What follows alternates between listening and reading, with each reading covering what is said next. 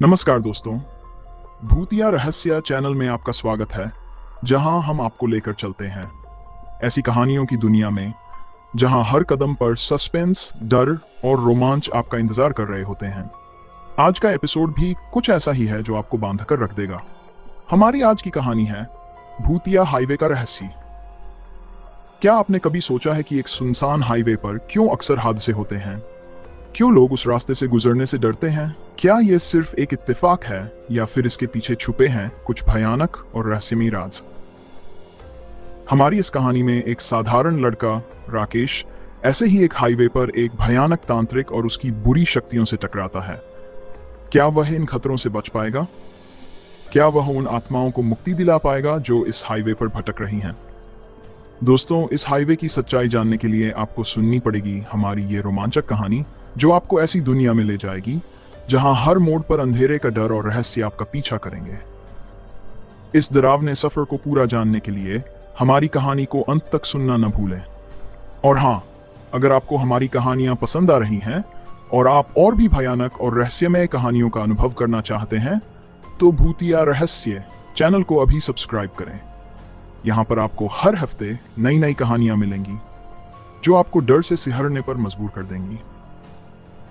तो दोस्तों, सब्सक्राइब का बटन दबाना ना भूलें और जुड़े हमारे साथ इस खौफनाक सफर में जहां हर रात एक नया रहस्य आपका इंतजार करता है।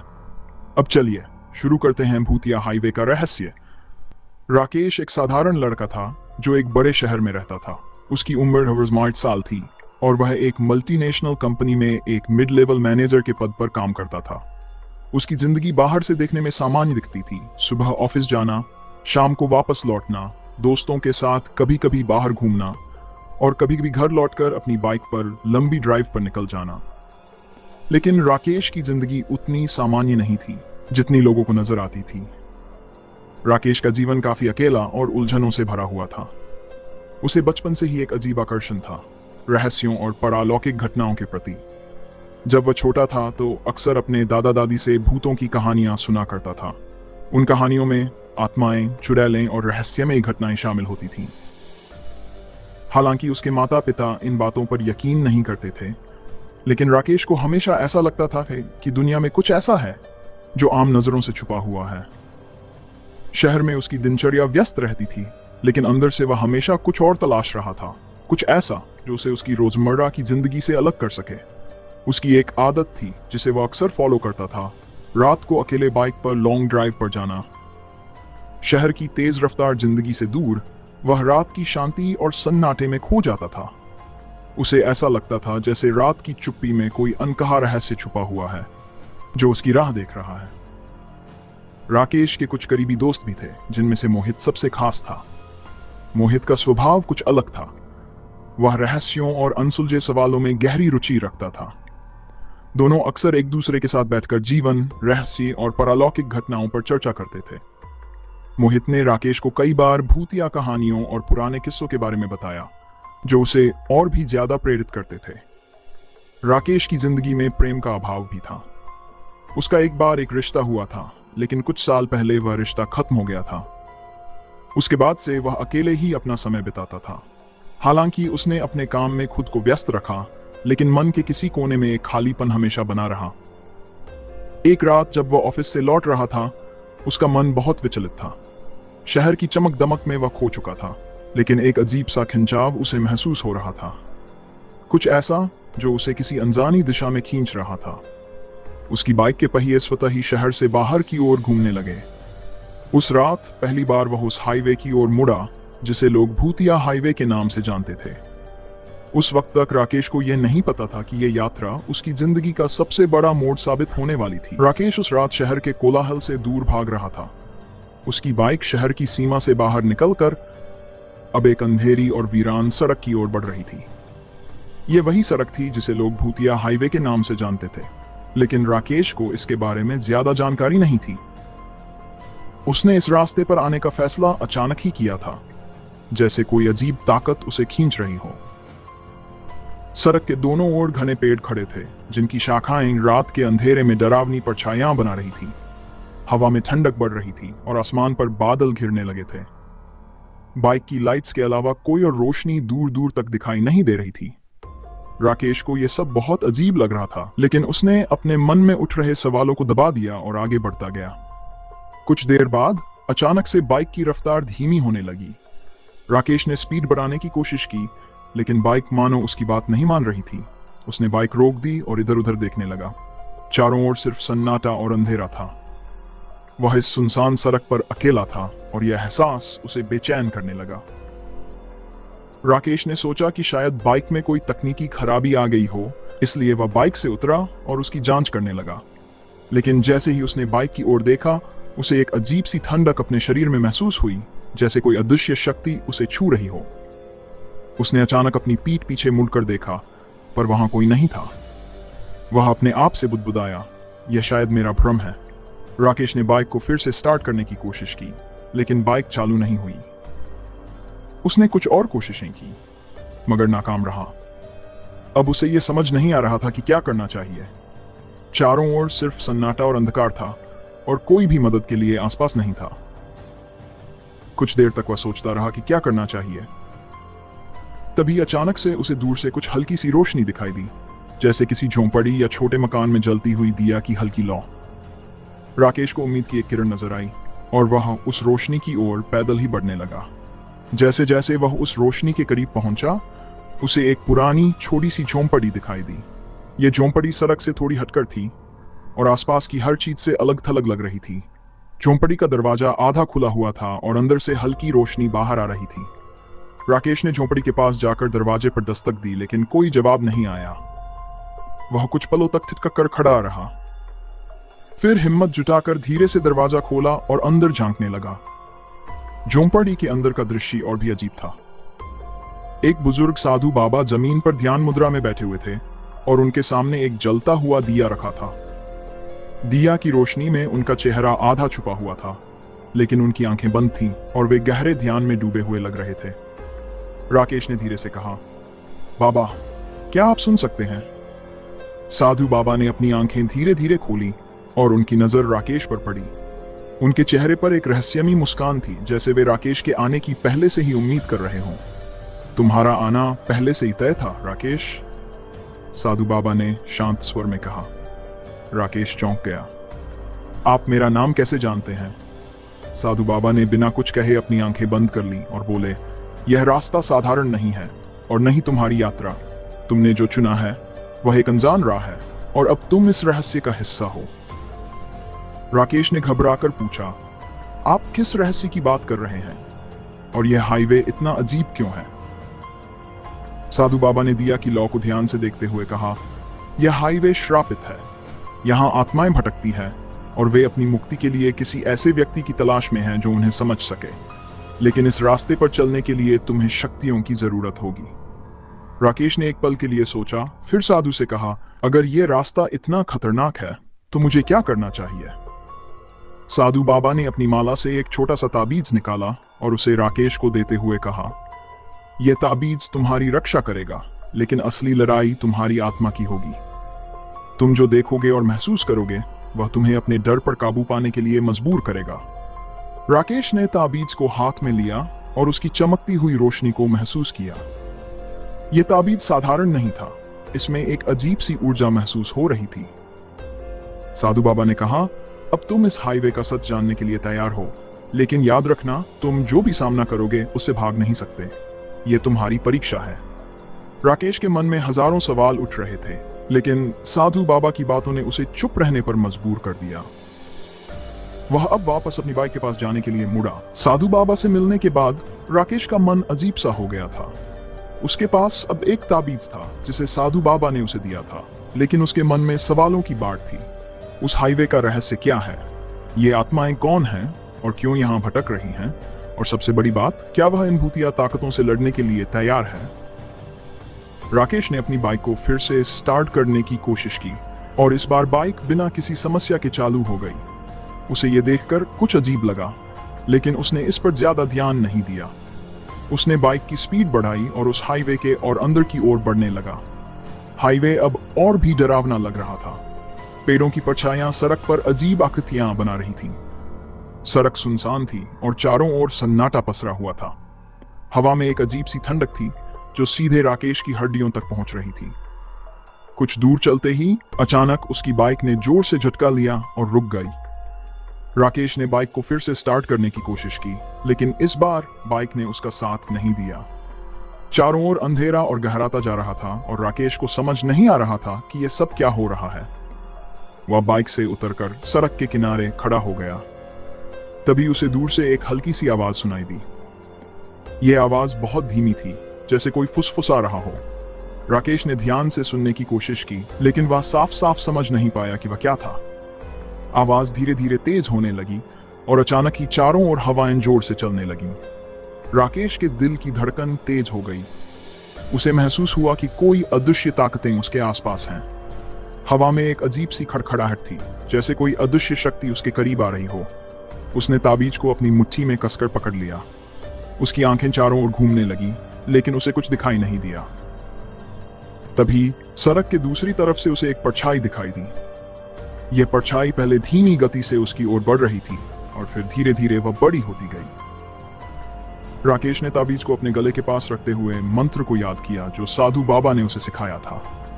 उसकी सांसें तेज हो गईं और उसे समझ नहीं आ रहा था कि यह परछाई क्या है। परछाई अब साफ दिखाई देने लगी थी। यह एक इंसानी आकृति जैसी थी, लेकिन उसके चेहरे के स्थान पर सिर्फ अंधकार था। उसकी आंखों की जगह दो लाल चमकती हुई बिंदियां थीं जो सीधे राकेश को घूर रही थीं। राकेश ने घबराते हुए पूछा, तुम कौन हो? परछाई ने कोई जवाब नहीं दिया, लेकिन उसकी लाल आंखें अब और भी ज्यादा चमकने लगीं। राकेश ने तुरंत ताबीज को उठाकर सामने लहराया। ताबीज की हल्की चमक ने उस परछाई को कुछ दूर खदेड़ दिया, लेकिन वह पूरी तरह गायब नहीं हुई। राकेश ने अपनी हिम्मत जुटाते हुए साधु बाबा द्वारा सिखाए गए मंत्र का उच्चारण करना शुरू किया। जैसे ही उसने मंत्र पढ़ना शुरू किया, परछाई की गति धीमी होने लगी, लेकिन वह अभी भी पूरी तरह से गायब नहीं हुई थी। अचानक हवा और तेज हो गई और राकेश के चारों ओर धूल और पत्तों का भवंडर बनने लगा। परछाई उसकी ओर तेजी से बढ़ रही थी। राकेश ने पूरी ताकत से मंत्र का उच्चारण किया और तभी ताबीज से एक तेज रोशनी निकली जिसने उस परछाई को हवा में गायब कर दिया। कुछ पलों के लिए सब कुछ शांत हो गया। हवा रुक गई और चारों ओर फिर से सन्नाटा छा गया। राकेश को यह सब किसी सपने जैसा लगा, लेकिन यह सच था। वह अब तक सुरक्षित था, लेकिन उसके मन में एक सवाल और बड़ा हो गया था। यह हाईवे और आत्माओं का रहस्य क्या है? राकेश ने बाइक को फिर से स्टार्ट करने की कोशिश की और इस बार वह सफल रहा। उसने बाइक की स्पीड बढ़ाई और आगे की ओर बढ़ने लगा, लेकिन अब उसे यह समझ में आ गया था कि इस रास्ते पर कुछ बहुत बड़ा रहस्य छिपा है और वह अब इसका सामना करने से पीछे नहीं हटेगा। जैसे जैसे वह आगे बढ़ता गया, उसकी आंखों के सामने वह साधु बाबा की बातें घूमने लगीं। यह आत्माएं अपनी मुक्ति चाहती हैं, लेकिन क्यों और कैसे? यह सब जानने के लिए उसे इस हाईवे के और गहरे में जाना होगा। राकेश अब पूरी तरह से तैयार था। आगे जो भी होगा वह इसका सामना करेगा। राकेश ने अपनी बाइक को तेजी से आगे बढ़ाना शुरू किया। हाईवे अब और भी अजीब और रहस्यमयी हो चुका था। हवा में हल्की हल्की सरसराहट थी, जैसे पेड़ों के पीछे छिपी कोई ताकत उसे देख रही हो। लेकिन अब वह डर नहीं रहा था। उसे महसूस हो गया था कि यह रास्ता सिर्फ एक साधारण सड़क नहीं, बल्कि कुछ बड़ा छिपाए हुए है। कुछ देर और चलने के बाद वह एक जगह आकर रुक गया। यहां सड़क के किनारे एक पुरानी जर्जर सी चाय की दुकान थी। दुकान तो बंद थी, लेकिन उसकी खिड़कियों से अजीब सी रोशनी झांक रही थी। राकेश को यह जगह बेहद अजीब लगी, लेकिन एक अजीब खिंचाव उसे उस दुकान की ओर खींच रहा था। वह बाइक से उतरकर दुकान के पास आया। दरवाजे पर हल्के से हाथ रखा तो दरवाजा धीरे से खुल गया। अंदर घुसते ही वह चौंक गया। दुकान के अंदर धूल और जालों के बावजूद बीच में एक पुरानी टेबल पर कुछ रखा हुआ था। वह धीरे धीरे उस टेबल की ओर बढ़ा और देखा कि वहां एक पुरानी डायरी रखी हुई थी। राकेश ने डायरी उठाई। उस पर धूल की मोटी परत थी, लेकिन जैसे ही उसने उसे छुआ, एक ठंडी लहर उसके शरीर में दौड़ गई। वह एक पल के लिए ठिठक गया, लेकिन फिर हिम्मत जुटाकर डायरी का पहला पन्ना खोला। डायरी में लिखा हुआ था, जो भी ये पढ़ रहा है उसकी किस्मत इस हाईवे से बन चुकी है।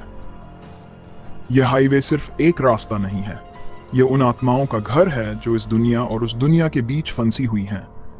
इन आत्माओं को मुक्ति की जरूरत है और इस मुक्ति का रास्ता तुम्हारे हाथों में है। राकेश के हाथ कांपने लगे। उसे अब यकीन हो चला था कि यह हाईवे साधारण नहीं है। उसने डायरी के पन्ने पलटने शुरू किए। हर पन्ने पर किसी न किसी आत्मा की कहानी लिखी हुई थी। कोई इस हाईवे पर दुर्घटना का शिकार हुआ था, कोई अपनी जिंदगी के गहरे दर्द के कारण आत्महत्या कर चुका था। ये आत्माएं अपने दुखों में फंसी हुई थीं और किसी तरह से मुक्ति चाह रही थीं। डायरी के आखिरी पन्ने पर लिखा था, ये आत्माएं तब तक भटकती रहेंगी जब तक इन्हें कोई सही रास्ता नहीं दिखाएगा। तुम्हारे पास वह शक्ति है जो इन आत्माओं को शांति दिला सकती है, लेकिन ध्यान रखना, हर आत्मा मुक्ति के योग्य नहीं होती। कुछ आत्माएं सिर्फ बदला चाहती हैं और वे तुम्हें भी अपनी तरफ फंसा सकती हैं। राकेश ने डायरी बंद कर दी। उसकी सांसें तेज हो गई। उसे अब इस हाईवे की सच्चाई समझ में आ रही थी। यह सिर्फ एक भूतिया सड़क नहीं थी, यह उन आत्माओं का मकबरा था जो इस जगह से जाने के लिए किसी राह की तलाश में थीं। तभी अचानक से दुकान के बाहर हलचल सी हुई। राकेश बाहर निकला और देखा कि चारों ओर एक अजीब सी धुंध छा गई थी। हवा अब और भी ठंडी हो गई थी और सन्नाटे में हल्की हल्की फुसफुसाहट सुनाई देने लगी। ऐसा लग रहा था जैसे कोई उससे बात करने की कोशिश कर रहा हो। वह दुकान के सामने खड़ा होकर इधर उधर देखने लगा। धुंध के बीच उसे एक परछाई दिखाई दी। यह वही परछाई थी जो उसने पहले भी देखी थी। इस बार वह और भी स्पष्ट थी। राकेश ने ताबीज को कसकर पकड़ा और परछाई से पूछा, तुम कौन हो और यह सब क्यों हो रहा है? परछाई धीरे धीरे राकेश के करीब आई और उसकी आंखों की लाल रोशनी फिर से चमकने लगी। इस बार परछाई ने बोलना शुरू किया, मैं उन आत्माओं में से एक हूं जो इस हाईवे पर भटकती हैं। हम में से कुछ अपनी मुक्ति की तलाश में हैं, लेकिन कुछ ऐसी भी है जो सिर्फ बदला चाहती है। तुम इस रास्ते पर इसलिए आए हो क्योंकि तुम्हारे पास वह शक्ति है जो हमें शांति दिला सकती है। राकेश ने घबराकर कहा, मैं तुम्हारी मदद कैसे कर सकता हूं? परछाई ने शांत स्वर में कहा, तुम्हें आत्माओं को उनके गुनाहों और उनके कर्मों के आधार पर न्याय करना होगा। जो आत्माएं अपनी मुक्ति की हकदार हैं, उन्हें शांति देनी होगी। लेकिन यह आसान नहीं होगा क्योंकि कुछ आत्माएं तुम्हें धोखा देने की कोशिश करेंगी। राकेश को अब समझ में आ गया था कि उसका काम सिर्फ हाईवे से गुजरना नहीं, बल्कि उन आत्माओं को मुक्ति देना है। लेकिन वह खुद नहीं जानता था कि कैसे यह सब करेगा। परछाई धीरे धीरे गायब हो गई और राकेश अकेला रह गया। वह वापस अपनी बाइक के पास गया और बाइक स्टार्ट करने की कोशिश की। इस बार बाइक आसानी से चल पड़ी। राकेश ने गहरी सांस ली और बाइक को आगे बढ़ाया। अब वह उस रास्ते पर था जहां उसे आत्माओं के रहस्यों का पर्दाफाश करना था। उसे नहीं पता था कि आगे क्या होगा, लेकिन वह जानता था कि वह अब इस हाईवे का हिस्सा बन चुका है। राकेश की बाइक आगे बढ़ रही थी, लेकिन अब उसके मन में डर नहीं बल्कि एक अजीब सी बेचैनी थी। डायरी और परछाई से मिली जानकारी ने उसे यह तो समझा दिया था कि उसकी राह आसान नहीं होगी, लेकिन यह समझ नहीं आ रहा था कि आगे क्या होने वाला है। उसके कानों में अभी भी वह परछाई की बात गूंज रही थी, हर आत्मा मुक्ति के योग्य नहीं होती, कुछ सिर्फ बदला चाहती है। रात अब और भी गहरी हो गई थी और हाईवे का अंधकार जैसे उसके चारों ओर घना होता जा रहा था। तभी उसकी बाइक ने एक बार फिर से झटका लिया और रुक गई। राकेश ने इसे फिर से स्टार्ट करने की कोशिश की, लेकिन बाइक ने बिल्कुल भी जवाब नहीं दिया। उसके सामने अब वही धुंध फिर से दिखाई देने लगी जो पहले भी उसकी बाइक रुकने पर आई थी। धुंध के बीच उसे कुछ आकृतियां दिखाई दी। ये इंसानी आकृतियां थीं जो धीरे धीरे उसकी ओर बढ़ रही थीं। उनकी चाल अजीब थी, मानो वे जमीन पर न चल रही हों बल्कि हवा में तैर रही हों। राकेश ने ताबीज को कसकर पकड़ा और सावधानी से उनके पास जाने का फैसला किया। जैसे ही वह आकृतियां करीब आईं, राकेश ने देखा कि ये लोग एक समय में इंसान रहे होंगे। उनके कपड़े फटे पुराने थे और उनके चेहरों पर गहरी उदासी और दर्द साफ झलक रहा था। इनमें से एक औरत आगे बढ़ी और अपनी कांपती हुई आवाज में बोली, कृपया हमारी मदद करो, हम इस दुनिया में बहुत पीड़ा झेल रहे हैं, हमें मुक्ति चाहिए। राकेश ने उनके दर्द महसूस किया और बोला, मैं तुम्हारी मदद करना चाहता हूं, लेकिन मुझे नहीं पता कि कैसे। महिला की आंखों में आंसू थे। उसने अपनी कहानी सुनानी शुरू की। मैं इस हाईवे पर कई साल पहले मारी गई थी। एक तेज रफ्तार गाड़ी ने मुझे और मेरे छोटे बच्चे को कुचल दिया। तब से हम दोनों यहां भटक रहे हैं, शांति की तलाश में। राकेश का दिल पसीज गया। उसने महसूस किया कि इस महिला की पीड़ा असली है और वह मदद के योग्य है। लेकिन तभी धुंध के पीछे से एक और भयानक हंसी सुनाई दी। यह हंसी इतनी डरावनी थी कि राकेश के रोंगटे खड़े हो गए। अचानक महिला के पीछे से एक और आकृति प्रकट हुई। ये आकृति पहले वाली आत्माओं से अलग थी। इसका चेहरा भयानक था और उसकी आंखों में सिर्फ नफरत छलक रही थी। उसने जोर से कहा, तुम इन्हें मुक्ति नहीं दे सकते। ये आत्माएं अब मेरी हैं। राकेश ने समझा कि यह आत्मा उन बुरी आत्माओं में से है जो सिर्फ बदला चाहती है। वह उस औरत की तरफ बढ़ा, लेकिन बुरी आत्मा ने उसके रास्ते में आकर उसे रोक दिया। तुम यहां पर ज्यादा देर तक नहीं टिक सकते, बुरी आत्मा ने चिल्लाकर कहा। यह हाईवे मेरा है और यहां जो भी आता है वह हमेशा के लिए यहां फंस जाता है। राकेश ने अपनी ताबीज को कसकर पकड़ा और साधु बाबा द्वारा सिखाया गया मंत्र याद किया। उसने मंत्र का उच्चारण शुरू किया और ताबीज से एक तेज रोशनी निकली जिसने उस बुरी आत्मा को थोड़ा पीछे धकेल दिया। लेकिन बुरी आत्मा इतनी आसानी से हार मानने वाली नहीं थी। उसने जोर से चिल्लाते हुए हवा में एक बवंडर सा खड़ा कर दिया। धूल और पत्ते हवा में उड़ने लगे और सब कुछ धुंधला हो गया। राकेश ने अपने चारों ओर 4 आत्माओं को घिरते देखा। वे सभी उसके पास आ रही थी, मानो उसे जकड़ने की कोशिश कर रही हों। राकेश अब खुद को उनके घेरे में फंसा हुआ महसूस कर रहा था। उसने पूरी ताकत से मंत्र का उच्चारण जारी रखा, लेकिन उसकी आवाज धुंध और बवंडर में खोने लगी थी। आत्माओं ने उसे घेर लिया था और वह धीरे धीरे उनकी गिरफ्त में आता जा रहा था। अचानक उसे साधु बाबा की याद आई। बाबा ने उसे एक बात बताई थी, शक्ति सिर्फ तुम्हारे भीतर है। ताबीज तुम्हें मार्ग दिखाएगा, लेकिन असली शक्ति तुम्हारे साहस और विश्वास में है। राकेश ने अपनी आंखें बंद कर लीं और मन ही मन उस शक्ति को जागृत करने की कोशिश करने लगा। जैसे ही उसने अपनी आत्मा की गहराई से शक्ति को महसूस किया, ताबीज से निकली रोशनी और तेज हो गई। यह रोशनी इतनी तेज थी कि आत्माएं धीरे धीरे पीछे हटने लगीं।